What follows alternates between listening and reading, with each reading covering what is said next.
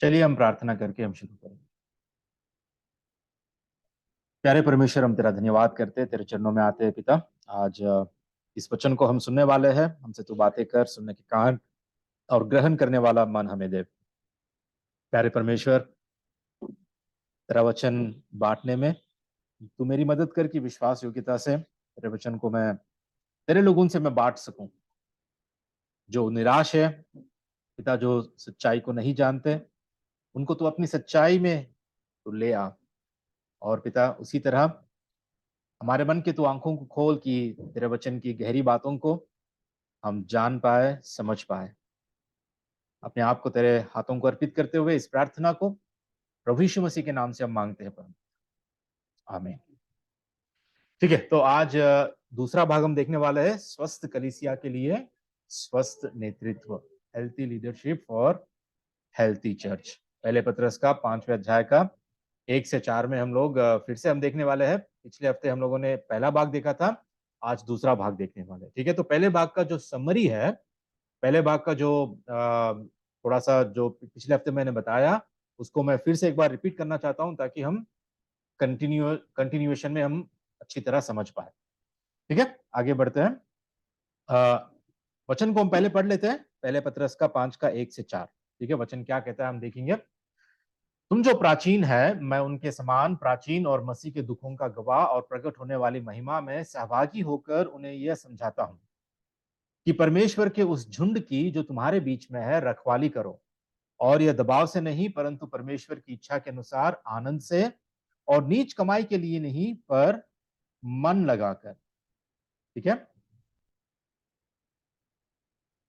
जो लोग तुम्हें सौंपे गए हैं उन पर अधिकार न जताओ, वरन झुंड के लिए आदर्श बनो। और जब प्रधान रखवाला प्रकट होगा तो तुम्हें महिमा का मुकुट दिया जाएगा जो मुरझाने का नहीं। आगे बढ़ते हैं। पिछले हफ्ते हम लोगों ने देखा है कि जो ये 4 वचन प्राचीनों के लिए, ठीक है, जो कहा गया है, ये शब्द प्राचीन शब्द, हमने सारे नए नियम में देखा कि इसी शब्द को संतों ने या प्रेरितों ने किस रीति से उपयोग किया है। ठीक है, तो इसी शब्द को हमने देखा है कि प्राचीन, जिसको इंग्लिश में एल्डर कहते हैं या प्रेस्बिटर भी कहते हैं, और इसी शब्द को हम अध्यक्ष भी, अध्यक्ष मतलब एक ओवरसीयर या बिशप, और इसी शब्द को हम रखवाला, चरवाहा, पासवान के रूप में भी इस्तेमाल किया गया है, जिसको हम इंग्लिश में शेपर्ड या पास्टर कहते हैं। ठीक है, तो पिछले हफ्ते हम लोगों ने ये देखा कि ये सारी बातें, ठीक है, सारे शब्द एक ही व्यक्ति को दर्शाते हैं, है ना। ठीक है, तो इसका मतलब यह है कि एक ही व्यक्ति, एक ही कार्यालय और एक ही चरवाहे के काम के लिए अलग अलग उपाधियां लागू होती है। मतलब सेम टाइटल है, लेकिन इसको इंटरचेंजेबली यूज किया गया है। अलग अलग उपाधियां इसको लागू होती है, अलग अलग टाइटल्स इसको दिया गया है। लेकिन व्यक्ति एक ही है, एक ही कार्यालय, इट्स वन ऑफिस, एक ही कार्यालय है, और ये चरवाहे के काम को दर्शाता है। ठीक है, उसके बाद हमने ये भी देखा था, जब पतरस कहता है कि मसीह के दुखों का गवाह और प्रकट होने वाली महिमा में सहभागी, अपने आप को वो कहता है कि मैं मसीह के दुखों में उसके दुखों का गवाह हूं और प्रकट होने वाली महिमा में सहभागी। और हमने ये देखा कि हमारी परीक्षाएं अभी है और महिमा बाद में। अविश्वासियों के पास उनकी महिमा अभी है और उनके कष्ट बाद में। ठीक है, तो जो कष्ट हम आज झेल रहे हैं, जो मुसीबत, जो क्लेश हमारे जीवन में आ रहे हैं, परमेश्वर के इच्छा के अनुसार जो भी हम मुसीबतों का या दुखों का सामना करते हैं, वो हमारे लिए बाद में महिमा को उत्पन्न करती है। ठीक है, लेकिन अविश्वासियों के लिए धरती पर ही उनका स्वर्ग है, धरती पर ही उनका सब कुछ है, लेकिन बाद में उनके लिए कष्ट होने वाला है। ठीक है, उसके बाद हमने देखा कि दूसरे वचन में कि परमेश्वर के उस झुंड की जो तुम्हारे बीच में रखवाली करो। रखवाली करने का मतलब क्या है, हमने देखा है। ठीक है, रखवाली करने का मतलब होता है निगरानी करना या निरीक्षण करना, रक्षा करना, नेतृत्व करना, प्रोत्साहित करना, अनुशासन करना, रखवाली करना, मार्गदर्शन करना, चराना या खिलाना। ठीक है, एक पासवान का, एक पास्टर का जो काम होता है रखवाली करने का, वो सारे बातों में ये सब कुछ हम देख पाते हैं। ठीक है, इन सभी को हम हमने पिछले हफ्ते हमने देखा था। ठीक है, उसके बाद हमने ये भी देखा था पिछले हफ्ते कि पासवान बनने के लिए क्या योग्यता होनी चाहिए, एक पास्टर के लिए योग्यता क्या होनी चाहिए। और इन सारी बातों को हमने ये देखा कि ये काफी नहीं है। अगर किसी के पास बड़े बड़ा जोश है, जुनून है, जज्बा है, लेकिन वो काफी नहीं है। किसी के पास सेमिनरी का डिग्री है, बाइबल कॉलेज की कोई डिग्री है, तो वो भी काफी नहीं है। कुछ प्रशिक्षण, कुछ ट्रेनिंग उनको दिया गया है, तो वो भी काफी नहीं है। या कोई लोग नौकरी को अपनी अपनी पूरी नौकरी को छोड़कर फुल टाइम सेविकाई में, संपूर्ण सेविकाई में जो आ जाते हैं, क्या हम ये योग्यता जान सकते हैं कि ये योग्य है? नहीं, वो भी नहीं है। और फिर अगर कोई किसी पासवान का ही बेटा है, कोई किसी पास्टर का बेटा है, तो क्या वो योग्य बन सकता है पास्टर बनने में? नहीं। ठीक है? या कुछ आत्मिक वरदान या प्रतिभा है, टैलेंट है, कुछ स्पिरिचुअल गिफ्ट्स है, तो क्या उससे हम किसी को योग्यता दे सकते हैं कि ये पासवान बनने के लिए योग्य है? नहीं। और फिर ईश्वरीय बुलाहट, इसके बारे में हमने देखा कि केवल ईश्वरीय बुलाहट होने से ही क्या कोई पासवान बन जाता है? नहीं। ठीक है, ये सारी बातें हमने देखा कि पासवान बनने के लिए योग्यता क्या होनी चाहिए, उसके विषय में हम ये कहा कि ये काफी नहीं है। ये सारी बातें जो भी हम देख रहे हैं, ये काफी नहीं है। तो क्या होना चाहिए? उसके उसके उससे उससे पहले हमने ये भी देखा कि क्या माता-पिता के दबाव में या जीवन में, करियर में असफलता के कारण किसी को पासवान बनना चाहिए या बनना सही है? ये भी गलत है। क्योंकि कई सारे लोग इस विषय पर माँ-बाप के दबाव से या कोई दूसरी नौकरी नहीं मिल रही है मुझे, तो चलो मैं पासवान बन जाता हूँ या मैं पास्टर बन जाता हूँ या प्रभु की सेवा करना शुरू कर देता हूँ। घर-घर जाऊँगा, घर-घर मिलूँगा लोगों से और प्रार्थना करूँगा, उनसे चंदा वसूल करूँगा। कई सारे लोग, दुःख की बात है कि ऐसा करते हैं। घर-घर जाकर पैसे वसूल या प्रभु के नाम से चंदा वसूल। ऐसे लोगों को मैंने बहुत देखा है और ये बाइबल में हम कहीं नहीं पाते कि ये सही है। ठीक है? तो ये सही नहीं है। उसके बाद हमने देखा कि पासवान बनने के लिए क्या करना चाहिए। ठीक है? 3 बातों को मैंने आपके आगे रखा है, जहाँ पर पहले तीमुथियुस का 3 का 1 में हम पौलुस कहता है कि यह बात सत्य है कि जो अध्यक्ष होना चाहता है, तो वह भले काम की इच्छा करता है। मतलब आपके अंदर वो चाहत होनी चाहिए, आकांक्षा होनी चाहिए, वो एस्पिरेशन होना चाहिए। अगर यही नहीं है, आपके अंदर चाहत ही नहीं है, वो इच्छा ही नहीं है, तो आप कभी पासवान बन ही नहीं सकते। दूसरी बात हम जो पत्रस अभी कहता है कि सम्मति या इच्छा नीच कमाई के लिए नहीं, मन लगाकर जो करने वाले हैं, एक विलिंगनेस होनी चाहिए, एक सम्मति, एक इच्छा होनी चाहिए।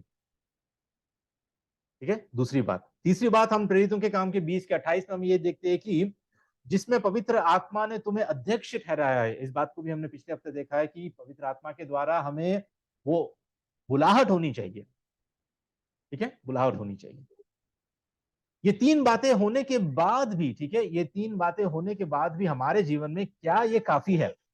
ठीक है, क्या ये काफी है? तो हमने ये देखा कि यद्यपि ईश्वरीय बुलाहट, आकांक्षा और प्रशिक्षण का दावा लाभदायक है। ठीक है, इससे लाभ है। मैं ये नहीं कह रहा हूं कि ये लाभदायक नहीं है, ये लाभदायक है, लेकिन परमेश्वर का वचन कलीसिया सेविकाई के लिए ईश्वरीय गुणों की आवश्यकता के बारे में बोलता है। हम्म, ईश्वरीय गुण जब तक किसी में नहीं दिखते, गॉडली क्वालिटीज जब तक किसी में हमको नजर नहीं आते, हम उनको, उस व्यक्ति को पासवान का दर्जा या पासवान नहीं खड़ा कर सकते, नहीं ऑर्डेन कर सकते। ठीक है, तो आज के दिन हम देखेंगे ये ईश्वरीय गुण कौन से हैं, कौन से ईश्वरीय गुण एक व्यक्ति को पासवान होने की योग्यता दे सकता है। ठीक है, मैं आपके आगे ना 26 ऐसे गुणों को मैं रखने वाला हूं जो हम लोग वचन के सहारे हम देखेंगे। ठीक है, ईश्वरीय गुणों की जो आवश्यकता है। ठीक है, पिछले हफ्ता हमने देखा था पहले तीमुथियुस के 3 में और फिर तीतुस के 1 में। ये अवश्य है, प्रभु का वचन कहता है कि ये अवश्य है, ये अवश्य है। तो उनमें से 26 ऐसे गुणों को आपके आगे मैं रखना चाहता हूं। उसके बाद जो आज पतरस हमसे कह रहा है, पतरस के इस पत्री में से, उसको भी मैं आपके आगे रखना चाहता हूं। सबसे पहले, ठीक है, वो निर्दोष होना चाहिए, एक ही पत्नी का पति होना चाहिए, संयमी होना चाहिए, सुशील होना चाहिए, सभ्य होना चाहिए, अतिथि सत्कार करने वाला होना चाहिए, सिखाने में निपुण होना चाहिए, पियक्कड़ ना हो, मारपीट करने वाला ना हो, कोमल हो, झगड़ालू नहीं होना चाहिए, धनी का लोभी नहीं होना चाहिए, अपने घर का अच्छा प्रबंध करने वाला, बाल बच्चों को सारी गंभीरता से अधीन रखने वाला, और नया चेला या नया विश्वासी नहीं होना चाहिए। ठीक है, और बाहर वालों में भी उसका सुनाम हो, मतलब उसकी गवाही बाहर वाले समाज में अच्छी होनी चाहिए। ठीक है, उसके बाद बच्चे उसके विश्वासी हो, जिन पर लुचपन या अय्याशी या निरंकुशता या विद्रोह का दोष नहीं हो। ठीक है, ना हठी हो, ना क्रोधी हो, ना नीच कमाई का लोभी हो, भलाई का चाहने वाला होना चाहिए, न्यायी होना चाहिए, पवित्र, जितेंद्रिय। पिछले हफ्ते धर्मेंद्र ने पूछा था जितेंद्र क्या होता है, मतलब श्रद्धा पूर्वक, इसके अंदर प्रभु के लिए, प्रभु की सेविका के लिए श्रद्धा होनी चाहिए। ठीक है, श्रद्धा पूर्वक। और 25वां, विश्वास योग्य वचन पर जो धर्मोपदेशक के अनुसार है स्थिर रहने वाला हो, स्थिर रहने वाला हो। 26, खरी शिक्षा से उपदेश देने वाला है। ठीक है, तो ये पहले तिमुथियुस के 3 के 2 से 7 और तीतुस का 1 का 6 से 9 में ये 26 गुणों को हम देख पाते हैं। क्या लगता है आपको कि परमेश्वर का वचन ऐसे ही इन 26 गुणों को बिना कोई मतलब के एक प्राचीन या एक अध्यक्ष या एक पास्टर होने के लिए ऐसे ही परमेश्वर का वचन छोड़ दिया क्या? इन सारे गुणों को ऐसे ही परमेश्वर ने रख दिया क्या? योग्यता, एक पासवान के लिए, एक पास्टर के लिए योग्यता में इन सारे गुणों का लिस्ट हमें दिया गया है, और ये कहता है कि प्रभु का वचन ये अवश्य है, ये सारे अवश्य है। अब उसके बाद हम देखते हैं कि आज जो पत्रस की 5वें अध्याय में हम लोगों ने देखा था, उनमें से 3 बातों को हम देखेंगे। ठीक है, उनमें से 3 बातों को। पहला है 27, ये भी एक गुण है, ये भी एक योग्यता है, दबाव से नहीं परंतु आनंद से रखवाली करने वाला। ठीक है, दबाव से नहीं, आनंद से रखवाली करने वाला। 28, नीच कमाई के लिए नहीं पर मन लगाकर सेवा करने वाला। ठीक है, और 29, अधिकार ना जताए हुए झुंड के लिए एक आदर्श बने रहने वाला। ठीक है, और ये सब कुछ गुण जहां पर भी हम पाते हैं, 3 जगह खासकर नए नियम में 3 जगह जहां जहां हम पाते हैं, वहां सिर्फ एक पुरुष के लिए ही ये कहा गया है। ठीक है, क्योंकि नए नियम के अनुसार, परमेश्वर के वचन के अनुसार, प्राचीन अध्यक्ष, पास्टर, इसका काम, ये जो ऑफिस है, ये जो कार्यालय है, इसका काम सिर्फ और सिर्फ पुरुषों को सौंपा गया है, हम वचन में देख पाते हैं। और इसीलिए आज भी हम यही मानते हैं कि ये पुरुषों के लिए ही है। यहां पर कहीं पर भी आपको क्या स्त्री के लिए एक ही पति की पत्नी होनी चाहिए, कहीं दिखा, कहीं पर भी नहीं, है ना? अगर परमेश्वर का वचन, अगर प्रभु चाहता था कि एक स्त्री भी एक कलीसिया को चलाए, कलीसिया के लिए अध्यक्षता, या प्राचीन, या कहते हैं ना, पास्टर की पत्नी को पास्टर नी कहते हैं, है ना? कहीं पास्टर अम्मा जी कहते हैं, कहीं पास्टर गुरु, अ, अ, गुरु या गुरु माता, क्या कहते हैं आपके पास? बुआ जी। अच्छा, हाँ, अच्छा, मतलब अगर पास्टर से शादी कर लो तो आप ऑटोमेटिक बुआ जी बन जाते हो। हाँ, रिकॉर्ड हो रहा है। हाँ, तो हाँ, सिस्टर तो हर हर सभी को बुलाते हैं, लेकिन जब किसी पास्टर से किसी स्त्री का विवाह हो जाता है ना, तो वो डायरेक्ट ऑटोमेटिक है, पद मिल जाता है, पद मिल जाता है। लेकिन यहाँ पर वचन में हमें ये कहीं हम पाते नहीं है, ठीक है? कहीं पर भी हम ऐसा नहीं पाते। ये जो योग्यताएं आप देख रहे हैं ना, ये सारी योग्यताएं वचन के अनुसार सिर्फ और सिर्फ पुरुषों के लिए ही दी गई है। तो क्या इसका मतलब है कि कभी कोई स्त्री प्रभु की सेविकाई नहीं कर सकती? बिल्कुल नहीं। इसका मतलब ये नहीं। वो सिर्फ एक चर्च के अध्यक्ष की तरह नेतृत्व नहीं कर सकती, लेकिन चर्च में बहुत सारे मिनिस्ट्रीज है जिसमें वो सेविकाई कर सकती है। वो सुसमाचार सुना सकती है। एक सुसमाचार सुनाने वाले के जैसे वो काम कर सकती है। जहां पर कोई भी सुसमाचार कभी सुनाया नहीं गया, वहां पर जाकर वो सुसमाचार सुना सकती है। वहां पर एक छोटे से झुंड को वो तैयार कर सकती है जब तक कि कोई पुरुष तैयार ना हो जाए। हाँ, सोचो कि कहीं पर प्रचार करने के लिए कोई है ही नहीं, कोई पुरुष नहीं है। तो परमेश्वर एक स्त्री को अगर चुनता है कि वहां पर जाके प्रचार करे, सुसमाचार का प्रचार करे, तो वहां पर एक छोटा सा झुंड तैयार हो जाए, कलीसिया तैयार हो जाए, तो वहां पर वो सेविकाई कर सकती है जब तक किसी पुरुष वहां पर आ ना जाए। वहां पुरुष एक अध्यक्ष की तरह वहां नियुक्त ना हो जाए, ठीक है? और संडे स्कूल चला सकती है। स्त्री के लिए बहुत सारे, मैं कह रहा हूं ना, इतने सारे सेविकाई है जो वो मदद कर सकती है, सिवाय सिवाय प्राचीन या अध्यक्ष। इसका जो कार्यालय है, इसका जो काम है, सिर्फ और सिर्फ पुरुषों को सौंपा गया है। इसमें ना तो हम स्त्री या पुरुष के बीच में वैल्यू और डिग्निटी की हम कमी नहीं कर रहे हैं। जो मूल्य है और जो प्रभु के दृष्टि में स्त्री और पुरुष जो समानता है, हम उसको कम नहीं कर रहे। सिर्फ हम ये कह रहे हैं कि इनके रोल्स डिफरेंट है। मतलब इनके जो काम, इनको जो सौंपा गया काम है वो भिन्न है।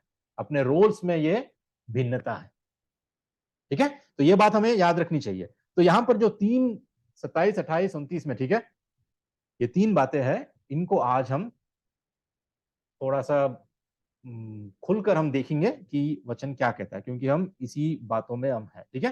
सबसे पहले दूसरे वचन में कि परमेश्वर के उस झंड की जो तुम्हारे बीच में है रखवाली करो, और यह दबाव से नहीं परंतु परमेश्वर की इच्छा के अनुसार आनंद से, और नीच कमाई के लिए नहीं पर मन लगाकर। जो लोग तुम्हें सौंपे गए हैं उन पर अधिकार न जताओ, वरन झुंड के लिए आदर्श बनो। यहां पर एक बात हमें बहुत जरूरी समझना है कि जब परमेश्वर का वचन कहता है कि उस झुंड की जो तुम्हारे बीच में है, इसका मतलब क्या है? इसका मतलब क्या है? जब हम ये देखते हैं इस वचन को, तो यहां पर हमें समझ में आता है कि परमेश्वर का डिजाइन एक झुंड के लिए, एक कलीसिया के लिए परमेश्वर का नियम क्या है। जब झुंड की बात कर रहा है यहां पर, तो सारे विश्वासी एक झुंड से जुड़े हुए हैं, है ना? यहां कोई अकेले विश्वासी की बात नहीं कर रहा। कर रहा है क्या? इसका मतलब क्या है? हर विश्वासी को झुंड में, एक मंडली में, एक संगति से जुड़े होना जरूरी है ना? संगति से जुड़े होना जरूरी है। एकांत, अकेले में विश्वासी अपना जीवन बिताने के लिए परमेश्वर की इच्छा नहीं है, ठीक है?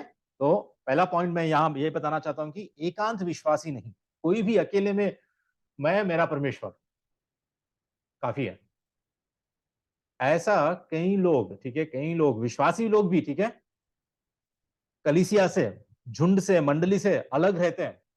बस उनका यही मानना है कि मैं और मेरा परमेश्वर बस काफी है, हम लोग चलेंगे, हम्म हम लोग चलेंगे, हम दोनों ही आगे बढ़ेंगे। ऐसा कहीं पर भी परमेश्वर का वचन नहीं चाहता है, ये परमेश्वर की इच्छा नहीं है, ठीक है? एकांत विश्वासी रहना, अकेला ही रह जाना परमेश्वर की इच्छा नहीं है। वो झुंड से जुड़े होना जरूरी है, ठीक है? झुंड से जुड़े होना जरूरी है। उसके बाद चरवाहे के प्रति जिम्मेदारी, जिम्मेदार झुंड में, एक ऐसे झुंड में जुड़े रहना जरूरी है जहां पर चरवाहा, क्योंकि ये सारे आदेश चरवाहे को दिया गया है, तो ऐसे झुंड में जुड़े रहो जहां पर चरवाहा जिम्मेदार हो, ठीक है? और आपकी भी जिम्मेदारी उस चरवाहा के प्रति होनी चाहिए, चरवाहा के प्रति होनी चाहिए। ठीक है, तो ये परमेश्वर का डिजाइन है, ये कलीसिया के लिए परमेश्वर का नियम है। ठीक है, उसके बाद ना यहां पर जो 3 बातें लिखी है उसमें उसको मैं डूस और डोंट्स में मैंने टेबल बनाकर यहां पर आपको बताने की कोशिश की। ठीक है, क्या करना है क्या नहीं करना है। इन 3 वचनों में हम देख पाते हैं कि जैसे कि पतरस कहता है परमेश्वर की उस झुंड की जो तुम्हारे बीच में है रखवाली करो, और यह दबाव से नहीं। तो पहली बात है आनंद से, आनंद से, दबाव से नहीं। मन लगाकर, मन लगाकर, नीच कमाई के लिए नहीं। आदर्श बनो, अधिकार ना जताओ। ठीक है, 3 डूज 3 डोंट्स, क्या करना है क्या नहीं करना है।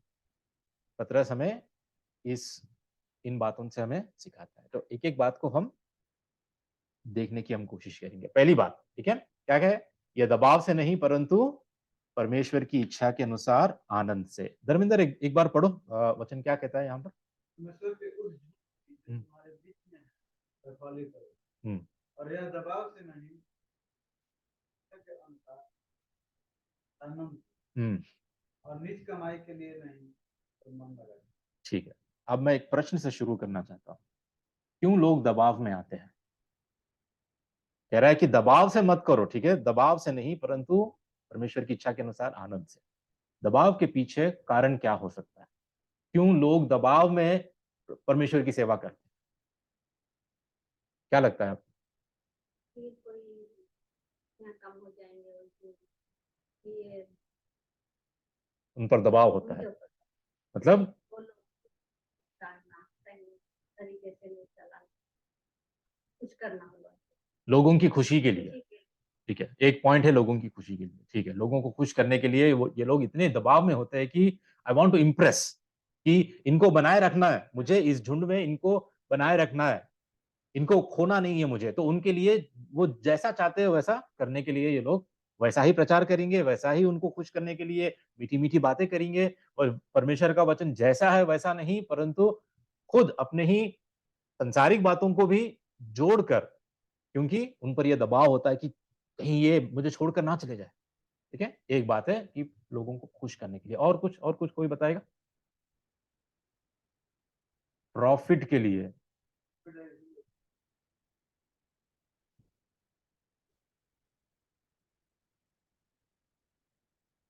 वो तो हम नीच कमाई में वो पॉइंट आ जाता है। ठीक है, नीच कमाई के लिए, ठीक है, हम उसकी बात नहीं कर रहे। हम दबाव स्ट्रेस में क्यों होते हैं, स्ट्रेस में।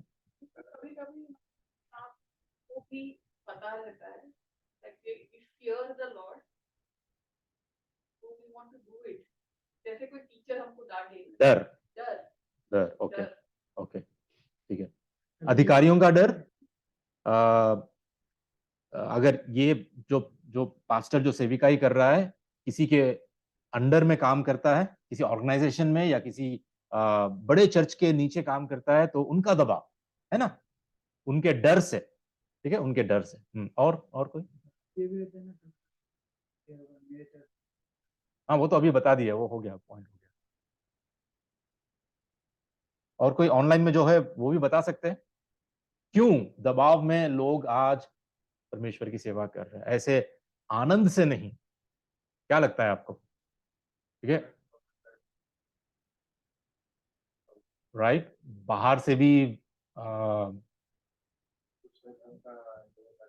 बिल्कुल सरकार से या अन्य जातियों से भी हम पर कभी कभी प्रेशर आता है। ओके, ठीक है, तो थोड़े बातें जो आपने बताया है मैं ऑलरेडी कवर कर चुका हूं यहाँ पे। सबसे पहले डर, ठीक है, डर, जैसा शिल्पा बहन ने बताया है, डर, चाहे अधिकारियों का डर हो या किसी और का डर हो, उसके उस डर में, जैसे कि आज हम लोग भी जब हम काम करते हैं तो स्ट्रेस, अरे मुझे मेरा बॉस क्या कहेगा, मेरा मेरा सुपरवाइजर क्या कहेगा। ठीक है, अगर मैं ठीक से काम ना करूं तो उस दबाव में हम रहकर काम करें। उसके बाद खुद को साबित करने के लिए, we want to prove ourselves, खुद को साबित करने के लिए कि मुझे परमेश्वर ने ही बुलाया है। हाँ, मैं सबसे बेहतर हूं, यहाँ के जितने भी पास्टर्स हैं, जितने भी चर्चेस है, उनसे बेहतर मेरा चर्च है, उनसे बेहतर मैं प्रचार करता हूं। ऐसे दबाव में मैं मुझे खुद को अपने आप को साबित करना है। उसके बाद दूसरों को खुश करने के लिए, जैसे माँ ने बताया, ठीक? दूसरों को खुश करने के लिए। और जो असुरक्षित महसूस करता है, जिसमें इनसिक्योरिटी का जो फीलिंग होता है ना, असुरक्षित, उसमें परमेश्वर में वो सुरक्षित नहीं होता है। वो कहीं ना कहीं उसको लगता है कि कुछ मैं खोल जाऊंगा। मैं असुरक्षित महसूस करने वाली भावना, उससे वो इतना दबाव में होता है कि मुझे परफॉर्म करना है, आई नीड टू परफॉर्म। हर हफ्ते मुझे कुछ ना कुछ सुनाना है, एंटरटेन करना है, मुझे परफॉर्म करना है, परफॉर्मेंस के बारे में। ठीक है? और आखिरी, मनुष्य की स्वीकृति, मतलब लोगों का अप्रूवल, कि लोग मुझे स्वीकार करें। अगर मेरे ही चर्च वाले, मेरे ही झुंड के इस भेड़ अगर मुझे स्वीकार ना करे, तो फिर मैं कहां रहूंगा? तो मनुष्यों की स्वीकृति, परमेश्वर की स्वीकृति से ज्यादा मनुष्यों की स्वीकृति, ये मुझे एक्सेप्ट करना चाहिए। वो एक्सेप्टेंस के लिए, वो अप्रूवल के लिए, इसलिए लोग दबाव में होते। लेकिन वचन क्या कहता है? दबाव से नहीं, ये सारी बातें छोड़ो, दबाव से नहीं, पर परमेश्वर की इच्छा के अनुसार आनंद से। अब आनंद से मतलब क्या? आनंद से कैसे हम काम कर सकते? आनंद से हम खुशी से, हाँ। लेकिन आनंद में होता क्या है? जब कोई एक आनंद से काम करता है, तो उस पर दबाव नहीं होता है ना? वो दबाव से काम नहीं करता है। उसमें हम देख पाते हैं कि सबसे पहले स्वेच्छा पूर्वक वो काम करता है, सारी स्वेच्छा से, है ना?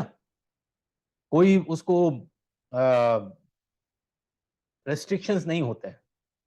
बिना कोई रेस्ट्रिक्शंस के, बिना कोई रुकावट के, वो पूरी स्वेच्छा से, अपनी आनंद से वो काम करता है। जब स्वेच्छा से काम करता है, तभी वो आनंद से काम करता है। दूसरी बात, इसलिए नहीं, ठीक है, इसलिए नहीं कि मुझे करना है, बल्कि इसलिए कि मैं करना चाहता हूं। Not because I have to do it, because I want to do it. इसमें फर्क होता है ना? जब हम ऑफिस जाते हैं, सुबह काम पे जाते हैं, जाना ही है, क्या है, चुकता क्या? नहीं चुकेगा ना, करना ही है मुझे।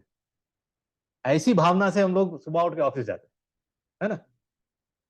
कोई दूसरा चारा नहीं है ना? मजबूरी का नाम महात्मा गांधी कहते हैं ना, तो ऐसे ही मजबूर है हम, करना ही है। अगर नहीं करेंगे तो क्या होगा? तो हाँ, तो इसलिए नहीं कि मुझे करना है, बल्कि इसलिए कि मैं करना चाहता हूं, मुझे अच्छा लगता है, मैं करना चाहता हूं, इसीलिए मुझे ये काम करता हूं मैं। तो आनंद से जो करता है ना, आनंद से जो करता है, वो कभी भी वो अपने दिल से वो करना चाहता है। ठीक है? उसके बाद हम देखेंगे दूसरी बात में हम क्या देखे हमने? नीच कमाई के लिए नहीं, पर मन लगाकर। थोड़े ट्रांसलेशन में ऐसा ऐसा लिखा गया है नीच कमाई के बारे में, घिनावने या अनुचित लाभ।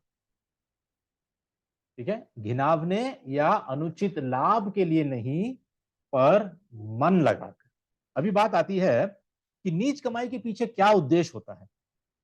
इसका उद्देश्य क्या है? क्यों क्यों लोग नीच कमाई के लिए काम करते हैं? उनका उद्देश्य क्या होता है? इसके पीछे उनका मकसद क्या होता है नीच कमाई के लिए?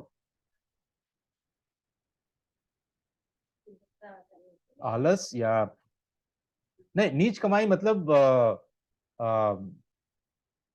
अनुचित लाभ, मतलब हाँ, लालच। राइट, बिल्कुल बिल्कुल। उनका उद्देश्य, उसके पीछे, ऐसी कमाई के पीछे उनका उद्देश्य होता है, क्या होता है? लालच, या लोभी हो जाते हैं वो, धन का लालच। उसके बाद परमेश्वर की नहीं, परंतु वो धन की सेवा करते, धन की सेवा, परमेश्वर की नहीं, धन की सेवा। क्योंकि उनके लिए उनका परमेश्वर धन है। उनका परमेश्वर कौन है? धन है। जब धन की लालच होती है, तो वो परमेश्वर की नहीं, पर धन की सेवा करते हैं। ठीक है? लेकिन वचन क्या कहता है? कोलोसियों का 3:5 में ऐसा कहता है कि इसलिए अपने उन अंगों को मार डालो जो पृथ्वी पर है, अर्थात व्यभिचार, अशुद्धता, दुष्कामनाएं, लालसा और लोभ को, जो मूर्ति पूजा के बराबर है। ठीक है, यहां पर आपको,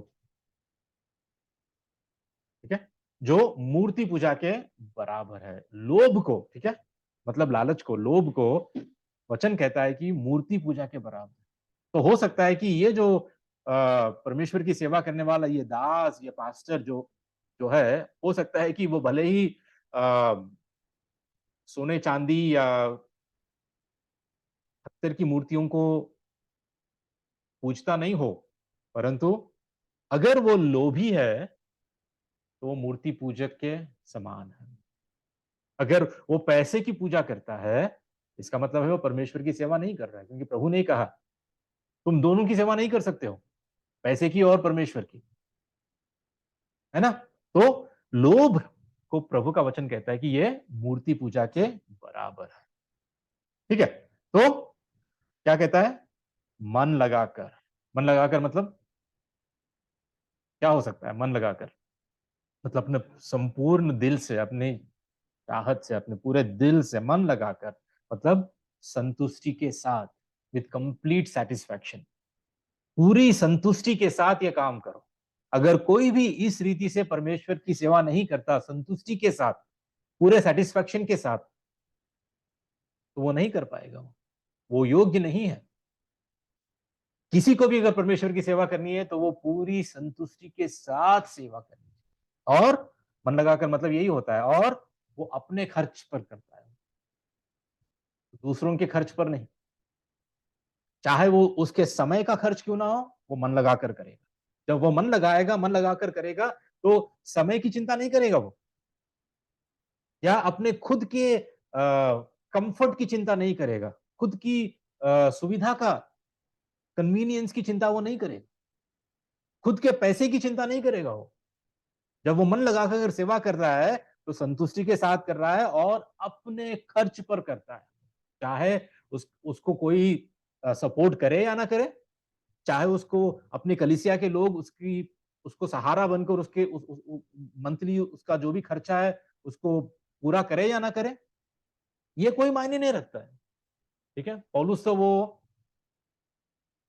खुद डेरे बनाकर अपने खर्च के लिए, वो खुद किसी पर निर्भर ना होकर वो खुद परमेश्वर की सेवा करता है। इसका मतलब ये नहीं है कि लोग आपको जब सपोर्ट करते हैं तो वो गलत है, ऐसा नहीं कह रहा हूं। ठीक है, अगर करते हैं तो अच्छी बात है, कोई बात नहीं। और प्रभु का वचन ये भी कहता है कि जो जो समाचार प्रचार करता है उसको सुसमाचार से ही गुजारा करना चाहिए।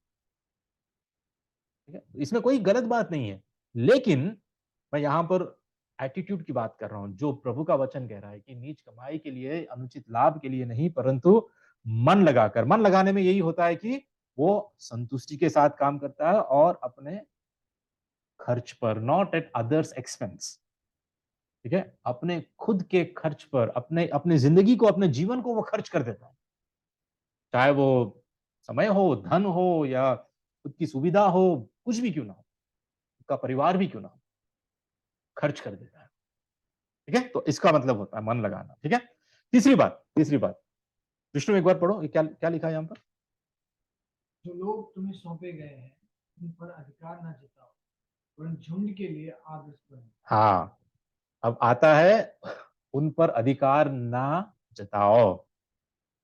प्रश्न यह है, क्यों लोग दूसरों पर अधिकार जताते हैं? क्यों जताते हैं?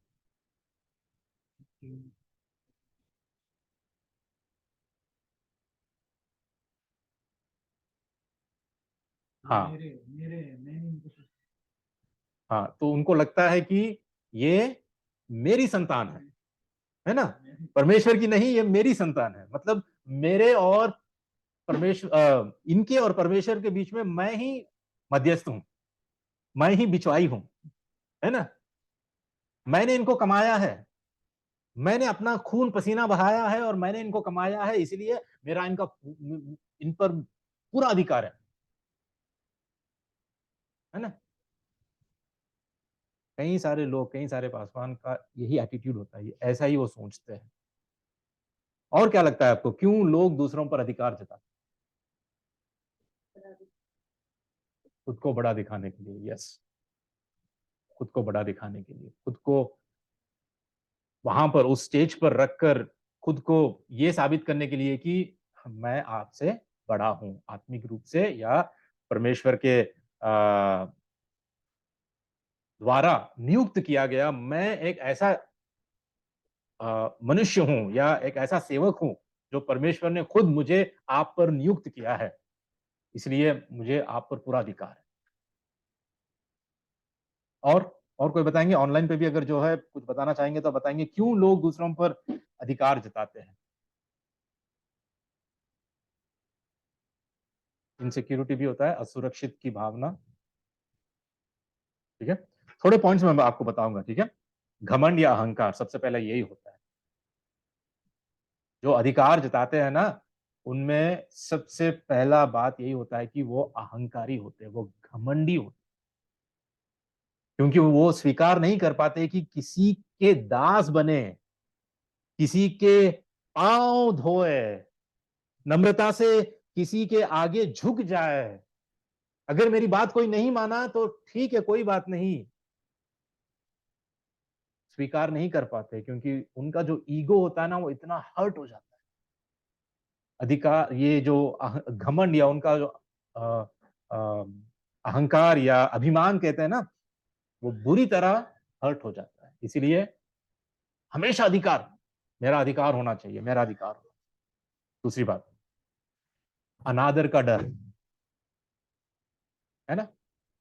अगर कोई मेरी बेइज्जती किया, अगर कोई मुझे आदर नहीं दिया, अगर कोई मुझे मास्टर जी कह के नहीं पुकारा है ना, अगर कोई मेरा आदर नहीं किया, तो वो अनादर का डर, इसलिए दूसरों पर अधिकार, पूरी रीति से दूसरों पर अधिकार जताते हैं, क्योंकि उनको अनादर का डर है, अनादर का डर।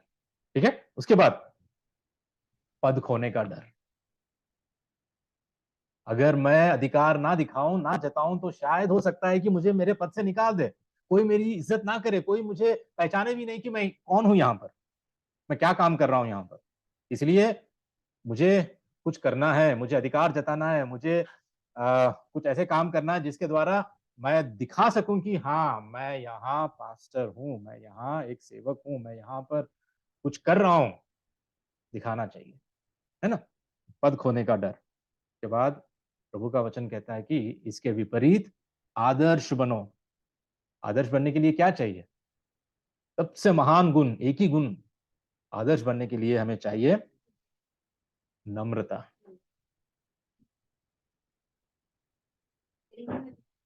हाँ, वही नम्रता होती है। नम्रता एक ऐसी चीज है जहां पर ऐसा एक गुण है जहां पर एक परमेश्वर का सेवक एक्सेप्ट करता है, वो मान लेता है, वो स्वीकार करता है जो परमेश्वर ने उसको दिया है। जो भी परमेश्वर ने झुंड के लोगों को उसको दिया है, उन सभी को वो एक्सेप्ट करता है। नम्रता से वो स्वीकार करता है कि मैं लोगों का दास हूं, सेवक हूं मैं। ठीक है, अब बात आती है, बहुत ही महत्वपूर्ण प्रश्न। ठीक है, बहुत इंपॉर्टेंट प्रश्न। क्या लगता है आपको कि एक पासवान के पास कितना अधिकार होता है? कुछ नहीं होता। फिर क्यों आज कई सारे कलीसियाओं में, कहीं कहीं जहां जहां हम देखते हैं कि पासवान कहते हैं ना, पास्टर जी कहते हैं कि मेरे अधिकार में आपको होना चाहिए। एक वचन आपको दिखाता हूं। ठीक है, एक वचन, इसी वचन को लेते हैं, इसी वचन को इब्रानियों के 13 का 17 में ये कहते हैं कि अपने अगुओं की मानो और उनके अधीन रहो, क्योंकि वे उनके समान तुम्हारे प्राणों के लिए जागते रहते, जिन्हें लेखा देना पड़ेगा कि वे यह काम आनंद से करें, ना कि ठंडी सांस ले लेकर, क्योंकि इस दशा में तुम्हें कुछ लाभ नहीं। यही वचन को कोट करते हैं हर पास्टर, हर परमेश्वर के दास, इसी वचन को बताते हैं और कहते हैं कि देखो वचन क्या कह रहा है, अपने अगुओं की मानो, उनके अधीन में रहो। लेकिन आप कह रहे हैं कोई अधिकारी नहीं होता। ऐसा होता है, लेकिन खुद को तो दिखाता है मेरा अधिकार हुआ। आदर्श के हिसाब से दूसरों को होता है। ठीक है, हम देखते हैं अब वचन के अनुसार कौन सा अधिकार दिया गया है, एक पासवान के पास कितना अधिकार होता है, वचन क्या कहता है देखते हैं। ठीक है, सबसे पहली बात, ठीक है, नए नियम में आप देखोगे, सबसे पहली बात, पासवान का अधिकार परमेश्वर के वचन द्वारा प्रत्योजित प्रत्यायोजित प्रत्यायोजित मतलब सौंपा गया है, डेलीगेटेड है। मतलब परमेश्वर का वचन, जो अधिकार एक पास्टर को दिया गया है, उतना ही अधिकार पास्टर के पास होता है। ओह सॉरी, डिलीटेड लिखा है, एक्चुअली डेलीगेटेड।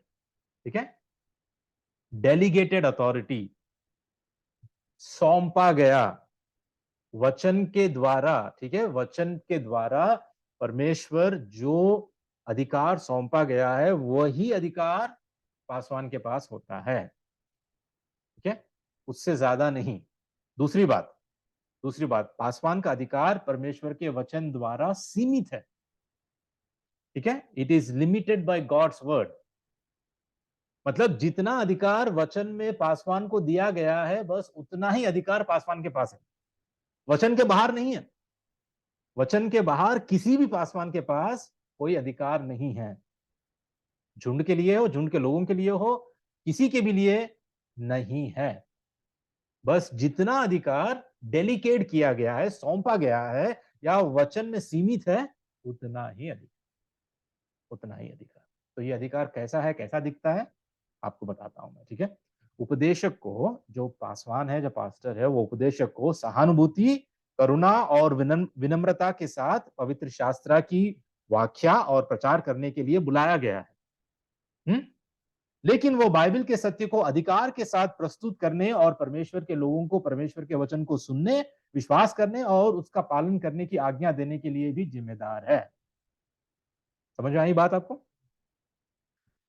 परमेश्वर ने उपदेशक को, पासवान को बुलाया है, किसके लिए बुलाया है? कि वो पवित्र शास्त्र की व्याख्या करे और प्रचार करे। और वो किसके लिए जिम्मेदार है? झुंड में जो विश्वासी है, उनको अधिकार से प्रचार करने। क्या प्रचार करने? क्या प्रचार करने? वचन को, परमेश्वर के वचन को अधिकार से बताने, प्रचार करने और ये समझाने की इस पर विश्वास करो, इसको मानो, परमेश्वर की आज्ञाओं का पालन करो, ये बताने के लिए वे जिम्मेदार है।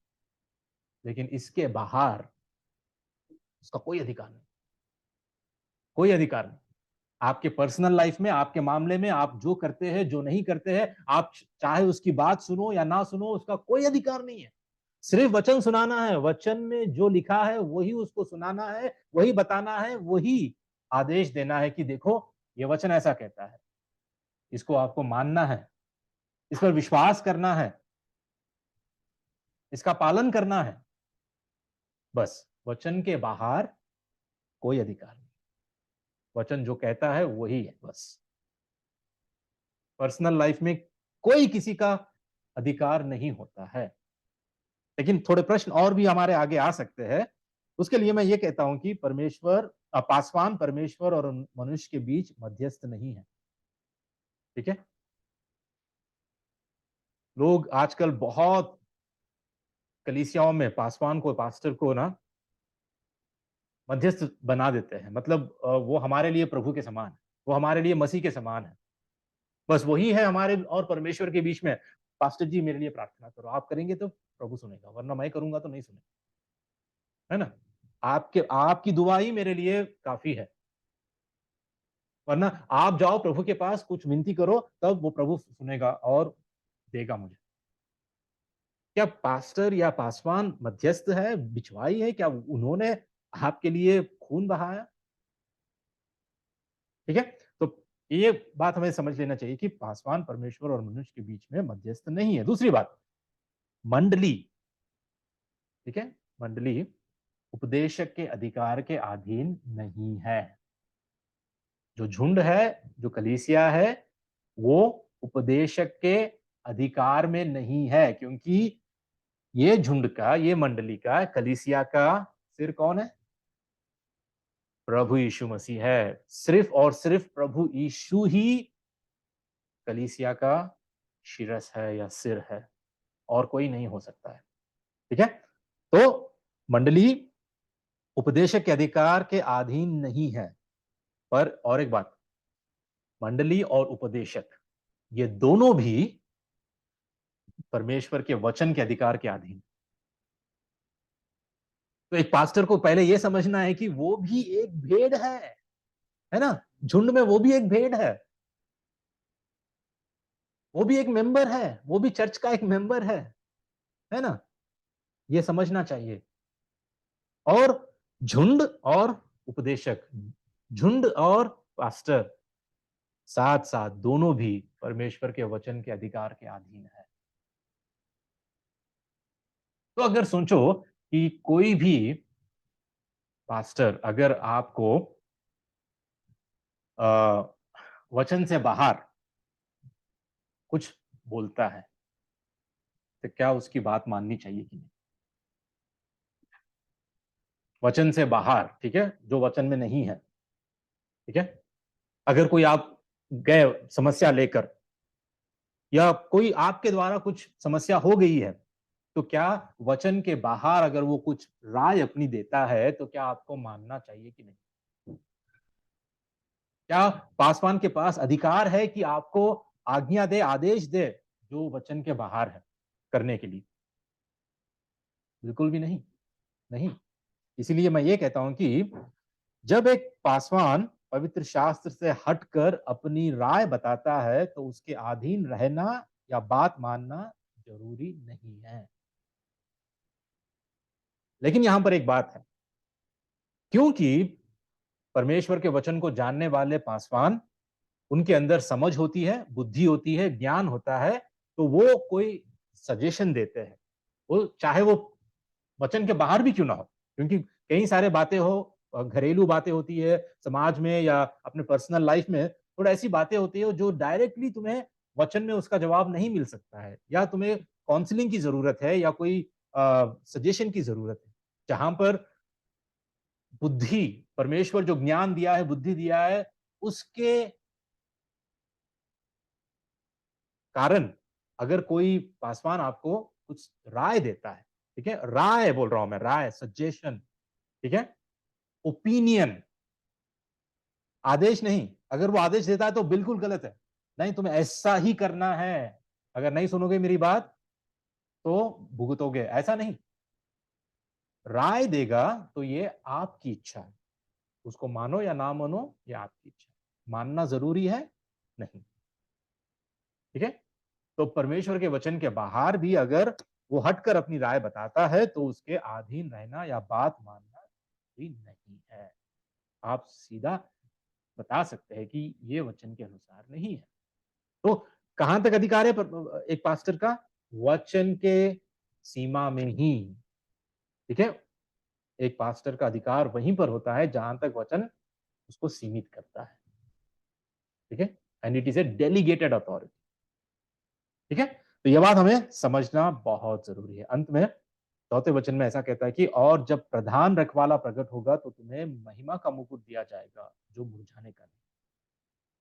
इसका मतलब क्या है? प्रधान रखवाला, चीफ शेपर्ड, प्रधान रखवाला यीशु मसीह। इसका मतलब यह है कि रखवालों का भी रखवाला है, पास्टर्स का भी एक पास्टर है। कौन है वो? यीशु मसीह है। पास्टर अकेला नहीं है, ठीक है। कोई भी किसी भी कलीसिया का पास्टर अकेला नहीं होता है, वो उसका भी पास्टर है जो है प्रभु यीशु मसीह, जो प्रधान रखवाला है, उसका भी है रखवाला, ठीक है। कोई ऐसे छूट नहीं सकता। तो यहाँ कहता है कि जब प्रधान रखवाला प्रकट हो, मतलब इसका मतलब यह है कि वो आएगा, वो जरूर आएगा, वो प्रकट होगा एक दिन, इट इज फॉर श्योर। जब वो प्रकट होगा तो तुम्हें महिमा का मुकुट दिया जाएगा जो मुरझाने का नहीं। मुरझाने का नहीं मतलब वो कभी नाश नहीं होगा। हम्म मतलब कभी उसमें हम्म तो क्यों ये मुरझाने का नहीं, ये शब्द को क्यों इस्तेमाल किया गया? क्योंकि उस वक्त जो भी विजयी होते थे, जो भी किसी भी गेम्स में या स्पोर्ट्स में जो विजयी होते थे, उनको एक मुकुट दिया जाता था। वो पत्तों का मुकुट होता था। जैसे ओलंपिक्स में पत्तों का मुकुट देते थे, और वो उनके लिए बहुत ही महान बात है, मतलब इतनी महानता की बात है वो। तो पतरस ये कहता है कि जो मुकुट तुम्हें दिया जाएगा ना, जो महिमा का मुकुट है, वो जैसे पत्तों का मुकुट मुरझा जाता है, थोड़े दिन के बाद मुरझा जाता है। तो ये मुकुट मुरझाने का नहीं है। लेकिन बात ये है कि क्या हमें मुकुट के लिए काम करना है? मुझे मुकुट मिलेगा, मुझे महिमा का मुकुट मिलेगा, इसलिए मुझे परमेश्वर की सेवा करना नहीं। हमें परमेश्वर की सेवा अगर जो कोई भी करता है तो वो प्रेम के कारण करता है। परमेश्वर की सेवा इनाम के कारण नहीं, परंतु प्रेम के कारण करता है। इनाम के कारण नहीं, मुझे ये मिलेगा, मुझे वो मिलेगा, मुझे स्वर्ग में ये मिलेगा, वो मिलेगा, नहीं। मुझे परमेश्वर से मुझे प्रेम है, परमेश्वर से मैं प्रेम करता हूँ। मिलेगा तो सही है, वो हकीकत है, मैं उसको कम नहीं कर रहा हूँ। इट्स अ फैक्ट कि जरूर, हाँ, परमेश्वर का वादा है कि मुकुट मिलेगा, दिया जाएगा, महिमा का मुकुट दिया जाएगा, ठीक है। लेकिन वही मेरा मोटिवेशन नहीं है। महिमा के मुकुट के लिए मैं मोटिवेट होकर मैं काम नहीं कर रहा हूँ, ठीक है। मुझे परमेश्वर से प्रेम है, तो मेरा लक्ष्य, मेरा उम्मीद, जिस उम्मीद से मैं काम करता हूँ, जिस उद्देश्य से मैं काम करता हूँ, वो होना चाहिए कि परमेश्वर का प्रेम, ठीक है। तो आखिर में एक ही बात बोल के मैं समाप्त करूंगा। जो कोई आनंद से मन लगाकर एक आदर्श बनकर परमेश्वर की सेवा करता है, वो दो काम करता है। पहली बात, ठीक है, पहली बात, वो प्रभु यीशु मसीह की महिमा करता है। इस रीति से जो काम कर रहा है, वो प्रभु यीशु मसीह की महिमा करता है, क्योंकि लोग जब उसको देखेंगे कि ऐसा वो काम कर रहा है, तो उससे प्रभु यीशु मसीह की महिमा होती है, वो प्रभु की महिमा करता है। और दूसरी बात, स्वस्थ कलीसिया की स्थापना करता है। उसकी कलीसिया स्वस्थ होती है, क्योंकि वो भी स्वस्थ नेतृत्व करता है, ठीक है। तो अभी तक जो कोई योग्यता है, जो गुण मैंने ईश्वरीय गुणों के बारे में मैंने बताया था, एक पॉइंट मैं बताना चाहता हूं कि ये सारे गुण जो 29 गुणों के बारे में हमने देखा है ना, इन सारे 29 गुण, जैसे कि पिछले हफ्ते विष्णु ने मुझसे पूछा कि इतने गुण क्यों, प्रभु की सेवा के लिए इतने गुणों की आवश्यकता क्यों है? एक्चुअली ये सारे गुण एक विश्वासी में भी होने चाहिए। एक विश्वासी के लिए भी ये सारे गुणों का लिस्ट अगर आप देखोगे, सारे बाइबल में आपको आप पाते हो, ठीक है। उसमें सिर्फ दो ऐसे गुण हैं जो केवल प्राचीनों के लिए नियुक्त किया गया है। एक है, वो नया चेला नहीं होना चाहिए, नया विश्वासी होना नहीं चाहिए, और दूसरा, वो सिखाने में निपुण होना चाहिए, ठीक है। ये सिर्फ ऐसे दो गुण है, ये दो गुण है जो केवल और केवल ये सारे गुणों के साथ प्राचीनों के लिए, अध्यक्ष के लिए नियुक्त किए गए हैं कि इनमें ये होना अवश्य है। बाकी के दूसरे जो 27 गुण है, ठीक है, वो सारे हर विश्वासी में होना चाहिए। विश्वासी में होने के लिए हमें परमेश्वर ने बुलाया है, और ये पवित्र आत्मा का कार्य है, जो पवित्र आत्मा के द्वारा हमारे अंदर वो फल उत्पन्न होता है, जिसमें हम पाते हैं ये सारे गुण, ईश्वरीय गुण, ठीक है। तो ये बात हमारे लिए जरूरी है, और हर कोई जो बुलाया गया है, जो नेतृत्व करता है किसी झुंड का, कलीसिया का, उसके लिए एक स्वस्थ कलीसिया की स्थापना करने के लिए ये बहुत जरूरी है। तो परमेश्वर हमारी मदद करे, सहायता करे कि हम इस रीति से झुंड की रखवाली करें, खासकर जो हमारे बीच अध्यक्ष को जिसको परमेश्वर ने चुना है, बनाया है।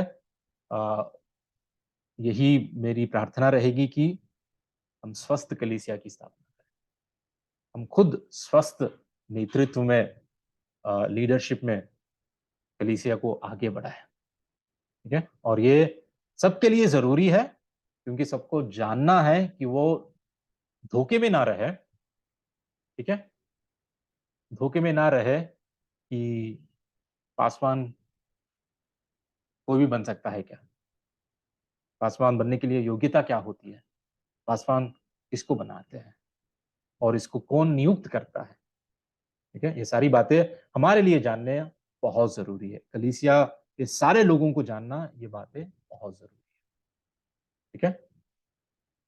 चलो, प्रभु हमारी मदद करे, प्रार्थना करके हम समाप्त। प्यारे परमेश्वर, हम तेरा धन्यवाद करते हैं पिता, आज जो वचन हमने सुना है, हमारी मदद कर कि तेरे वचन के अनुसार हम तेरी सेवा कर पाए, आनंद के साथ, नीच कमाई के लिए नहीं, पूरे मन लगाकर आदर्श बनकर रखवाली कर पाए। हमारी मदद कर कि पिता, इन सब में प्रभु यीशु मसीह की नाम के महिमा के लिए हम ये कर पाए।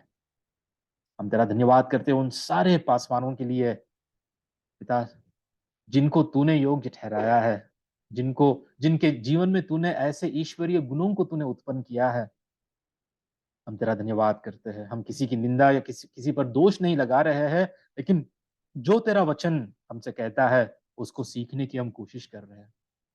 हमारी मदद कर कि हम अधिकार से नहीं परंतु आदर्श के साथ लोगों की सेवा कर पाए। हम तेरा धन्यवाद करते हुए इस छोटी सी प्रार्थना प्रभु यीशु मसीह के नाम से हम मांगते हैं परम पिता, आमीन।